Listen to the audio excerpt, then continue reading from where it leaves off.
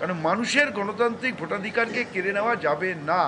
তার বিরুদ্ধে তৃণমূল কংগ্রেস চিরকাল মানুষের জন্য লড়াই করেছে, আগামী দিনও করবে। বিরোধীরা বলছে আপনারা এসআইআর নিয়ে ভয় পাচ্ছেন, কারণ প্রচুর নাম বাদ যাবে, বাদ গেলে তৃণমূল ক্ষমতা থেকে চলে যেতে পারে, এই আশঙ্কায় আপনারা এসআই নিয়ে যা বলার তো আমাদের সর্বভারতীয় সাধারণ সম্পাদক, আমাদের সাধারণ সম্পাদক অভিষেক ব্যানার্জি বলেছে।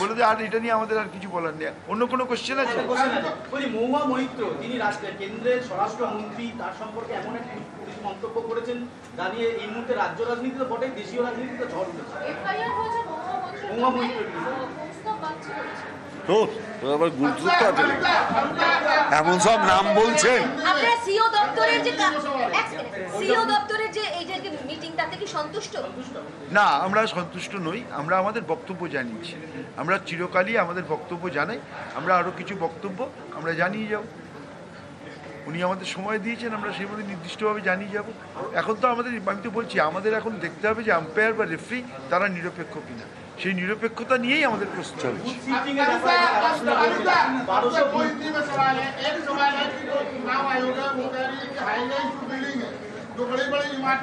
नहीं, इलेक्शन कमीशन का जो कानून है, कानून में ये बात किया जाता है जो कोई प्राइवेट प्रेमिसेस में कोई वोट नहीं होता है।